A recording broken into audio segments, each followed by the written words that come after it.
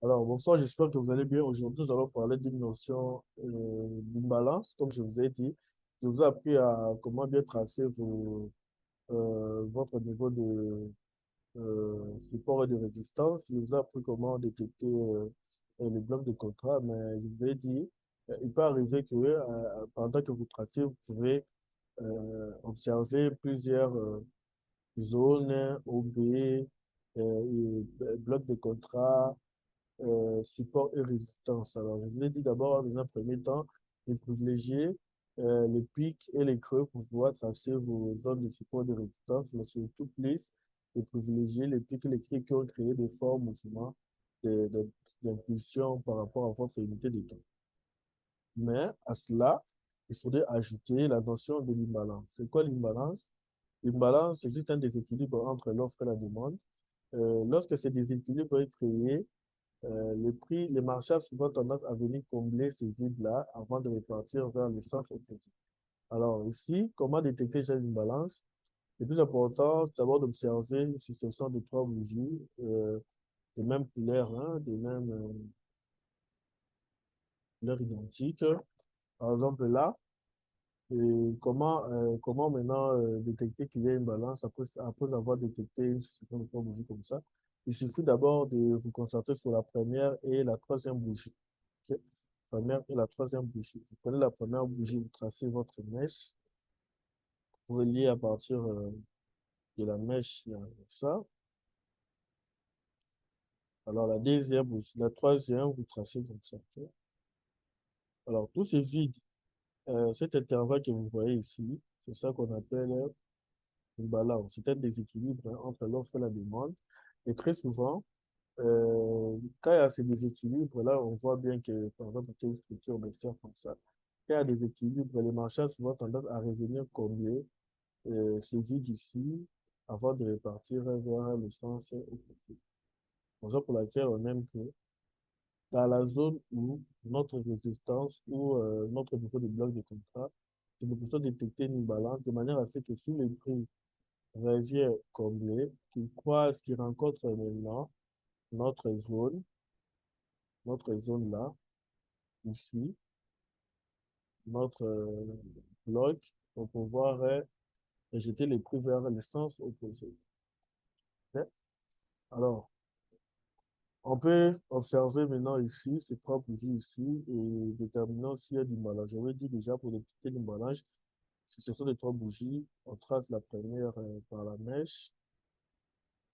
Et lorsqu'on relie aussi la deuxième, on relie la deuxième, on voit que voilà, ici, dans notre cas ici, il n'y a pas de balance. OK? Parce qu'il n'y a pas de déséquilibre ici entre l'offre et la demande. Alors, dans notre cas ici, on peut facilement voir que voilà, là, il y a une balance. Pourquoi? Il y a ces vides ici. Et comme je l'ai dit ici, on voit que la tendance ici, voilà, elle était haussière. Et lorsqu'il y a ces déséquilibres ici, les marchés ont toujours tendance à revenir combler cette imbalance. Et ce que je disais, voilà, nous sommes là.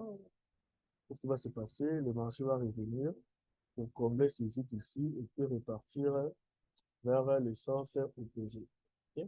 Alors, ce qui se passe ici, et que, comme j'ai expliqué là, l'idéal, c'est après notre imbalance que nous puissions détecter notre niveau, soit de support ou de résistance en bas, pour pouvoir, et c'est ce niveau de support ou de résistance ici qui va faire en sorte que les prix soient rejetés vers le sens opposé après avoir comblé notre imbalance. Ok. Alors, je passe à transparent. Voilà. Alors,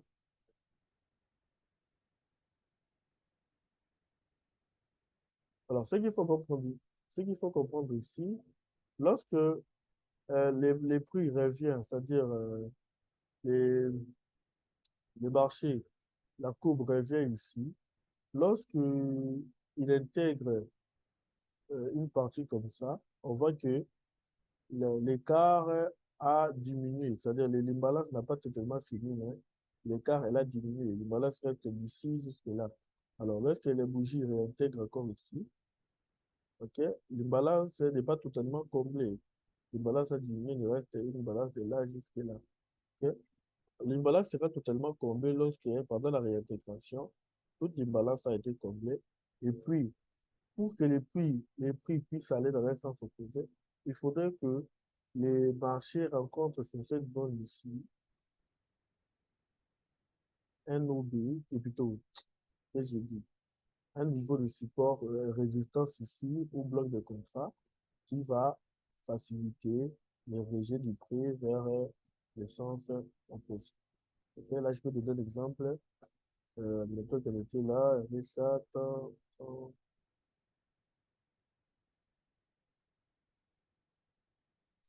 ça c'est le budget haussière, elle avait ça, ok,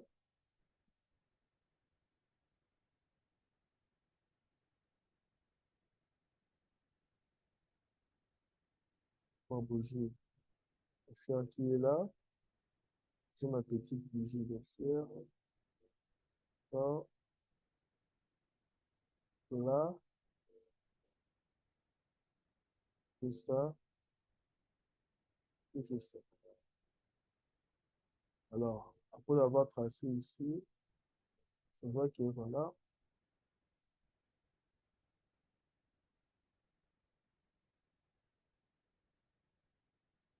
ça va. Un exemple que je donne. Alors, on voit ici clairement, il y a eu mon niveau, il y a eu mon niveau de,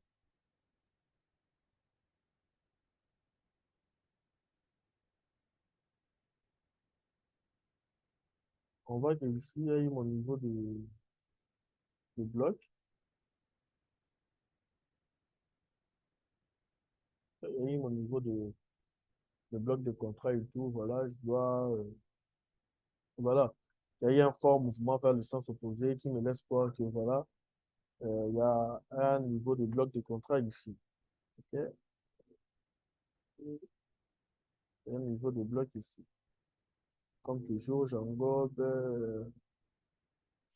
la partie,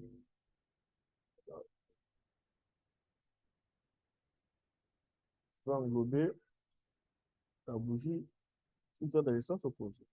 Mais l'idéal est que, en bas de cette zone ici, que nous puissions détecter aussi également de l'imbalance. Et lorsqu'on observe la succession de ces trois bougies, on voit qu'il y a un déséquilibre ici, il y a un déséquilibre là qui doit être comblé. OK? Alors, ce qui va se passer, c'est quoi? Le marché va revenir pour combler ce déséquilibre ici. Et lorsqu'il va combler, il va rencontrer ma zone et puis il va repartir vers le sens opposé. Il va repartir vers le sens opposé. Et lorsque je vais me positionner ici, ce que je vais faire, je vais prendre maintenant, je place mon stop loss, comme je dis toujours après. Mon stop loss derrière la zone. Et puis, mon TP, je vais le placer aussi avant le creux, le prochain creux, la prochaine zone qui contient aussi de l'imbalance dans le sens opposé. Voilà la prochaine zone qui contient aussi de l'imbalance, mais dans le sens opposé. Pourquoi je vais me dire que voilà, les, cette imbalance inférieure là aussi doit être complet. Voilà, ça, il y a une zone ici qui contient aussi de l'imbalance. Voilà, il y a une zone là. Alors, c'est là que je vais venir placer mon TP. Je passe mon TP dans notre TP. TP, ici, je passe mon PC.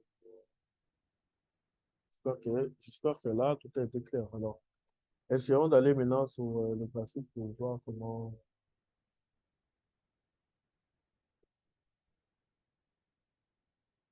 Alors, je vais donner deux, trois exemples. Petit exemple d'hier, hein, petit volatilité, voilà, c'est ça. Là, tu dis que c'est H. Voilà. Ici, on voit clairement que la structure, elle est haussière. Et comme je vous avais dit, pour tracer vos zones, vous devez vous fier sur les pics et les creux. Ok. Mais vous devez beaucoup plus vous concentrer sur les pics et les creux qui ont créé de forts mouvements d'impulsion. De forts mouvements d'impulsion. Alors, ici, la tendance, elle est haussière. Nous allons nous concentrer que sur le mouvement à fort, euh, le mouvement à fort impulsion. Ok. Pour tracer nos creux. En fait, hier, il n'y avait pas ça, hein. Il n'y avait pas toute cette partie ici. Alors, que j'ai fait, j'avais tracé là, mon premier support là, mon support là. Ok. Mon deuxième, je vais tracer en fonction du pic du creux d'abord, hein. Ça, c'est mon support là. Ouais. Alors, ce qui s'est passé, c'est quoi? Les prix, lorsque le prix a retracé, voilà, j'ai deux zones maintenant là. J'ai la première, elle est là. La deuxième, elle est là. Et qu'est-ce qui s'est passé ici? Je regarde maintenant s'il y a une balance dans ma zone ici. Ok. Alors, ce que vous pouvez bien voir ici, ça, c'est une bougie haussière. Alors, quand on regarde ici, par rapport à la mèche, il y a ça, et puis il y a ça. Il y a un petit déséquilibre là. Alors, je le mets je vais le mettre en jaune. Ne le pas. Je vais le mettre en jaune. Voilà. Ok. En jaune. Donc, ok. Voilà. Ce qui s'est passé, c'est quoi? Les prix, les prix est revenu combler mon imbalance ici. Je peux les répartir dans les sens opposés. Donc, j'ai pris mon bail quelque part ici. Mon bail là. Et ensuite, pile sur la ligne. Donc, je vais considérer la mèche. La mèche, donc, j'ai pris mon bail là. Pile sur la ligne. Et voilà, les prix a fait cette hausse ici. Donc, on a bénéficié de la hausse juste ici. Alors, comme je vous ai dit, j'ai pris mon bail ici. J'avais placé mon stop loss juste là derrière. Ok. Mon stop loss, j'ai placé juste là derrière la zone. Et puis mon TP, c'est-à-dire tout ça, il n'y avait pas. OK? Pour être clair avec vous, tout ça ici, il n'y avait pas tout ça. Donc, tout ce qui est ici, de ce côté ici, il y avait. Moi, j'avais juste vu les balances, j'ai vu ma zone, mon ordre de bloc, ou plutôt, mon, j'ai tracé mon niveau de, de résistance ici, de support là. Et puis, j'ai détecté qu'il y avait de l'imbalance ici. D'ailleurs, si vous observez bien, il y avait l'imbalance là, là, il y avait plusieurs successions d'imbalances sur M30 d'ailleurs. Sur M30, il y avait plusieurs imbalances. Et là, juste, voilà. OK? Alors, je me suis dit, les prix devraient venir combler tout ça. Alors, il n'y avait pas tout ça ici. Alors, mon TP, j'ai placé mon TP ici. Pourquoi? Je l'ai placé mon TP à la prochaine zone qui contient également de l'imbalance. Alors, je mets ça en rouge. OK? Passer mon TP ici. Mon TP, je l'ai placé là. Oui. Pile, je vais placer là. Pourquoi? Quand on regarde là, il y a aussi de l'imbalance entre ces trois bougies ici. Il y a des équilibres entre là et là. Donc, je me suis dit, l'épreuve viendra combler lorsqu'il va rencontrer ma zone de support ici, va aller vers cette zone de résistance. Et vous avez vu ce qui s'est passé lorsque l'épreuve est arrivé là. Paf, là, il est arrivé sur ma zone de résistance et puis voilà, l'épreuve a été rejeté. Mais on aurait pu déjà bénéficier de cette hausse de là jusqu'à là. Alors, cherchez encore un autre exemple. On va voir tout ce qui s'était passé hier, hein, parce que il y avait une opportunité sur V100 aussi. Voilà, c'était V100, voilà, c'est ça. Voilà. Vous l'avez vu clairement, il y a la zone, hein, j'ai pas vraiment eu le temps de passer. Voilà, il y avait une zone ici. La zone, elle est bien visible sur H4, hein. Voilà, la structure, elle est baissière, donc je dois privilégier les opportunités baissières. Alors, il fallait que, comme je vous avais appris, j'ai tracé mes zones de... J'ai détecté mes niveaux de support et de résistance. Comme je dois me positionner vers la baisse, il fallait que je me positionne sur un niveau de résistance. Alors, j'ai détecté mon niveau de résistance. Je vous ai appris comment bien tracer. Alors, il y avait ça. Et puis, il y avait des balances en bas ici. Je me suis dit, bon, si le prix vient combler tout ça, voilà, il peut revenir combler et là, rencontrer ma somme, je peux les penser. Alors, par rapport au TP, comme je vous ai dit, je vais les fixer dans la prochaine zone. Ok, merci. Ok.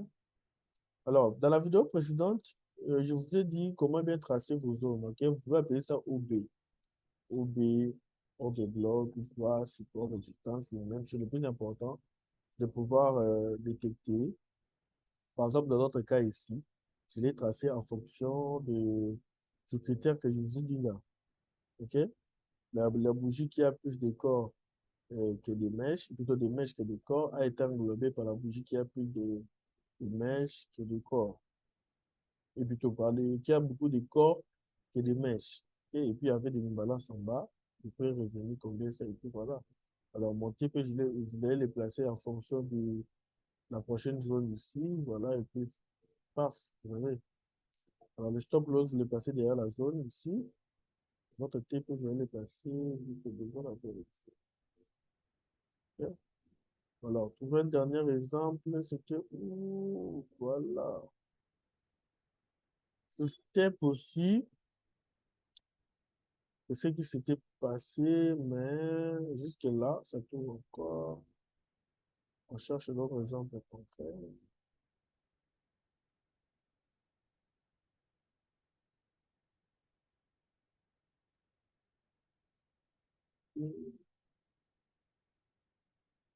C'est un 5 si j'ai donné. Bon, comme là, par exemple, ici, on voit que la structure, elle est aussi. Ok.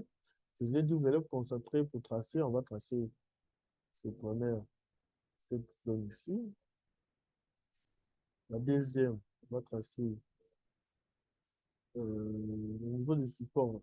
Euh, Ponché d'abord, on va classer en fonction de nos pics de crée. D'abord, au niveau de support. Ça, c'est la première. Je peux passer la deuxième ici. OK? Il faut reconnaître les critères, hein. La bougie, par exemple, est là. La première bougie a été englobée par la deuxième. OK? Et voilà. Ce mouvement ici a créé ce fort impulsion ici. Il y avait ce mouvement de retracement, impulsion, retracement, impulsion. OK? Comme la tendance elle est haussière ici, je vais attendre que le prix. Bon. Et puis je trace maintenant mes niveaux de. Ça, j'ai tracé mes niveaux de support. Voilà. Maintenant, je dois tracer mes niveaux de résistance. Schéma en rouge, ça sont mes niveaux de support. Et là, je trace maintenant mes niveaux de résistance. Non, non, je modifie d'abord, pardon. De résistance, de support. Comme je dis, je dois considérer que les mouvements qui ont créé de fortes impulsions. Il y avait impulsion, retracement, pas faire ça. Pas faire ça, ok? Alors ici, je vois clairement s'il y a des balances. Il y a des imbalances là. Il y a des imbalances, il y a plusieurs imbalances. Il y a de fortes probabilités que les prix reviennent pour combler tout ça et puis repartir vers le sens opposé. Alors, donc j'attends, je vais attendre que les prix arrivent là. Je vais vous montrer comment placer les ordres différés juste dans les vidéos qui viennent après. Alors, après avoir tracé mes niveaux de support en me référant au trait, là, je dois tracer mes niveaux de résistance en se référant au prix. Je trace ça, et maintenant, il y a ça.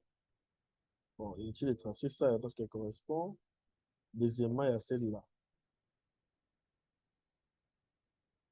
Elle correspond presque. Voilà.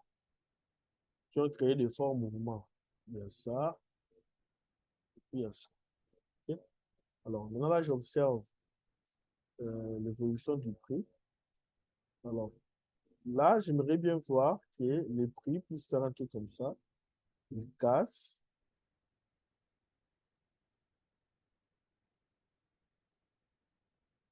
ils retestent.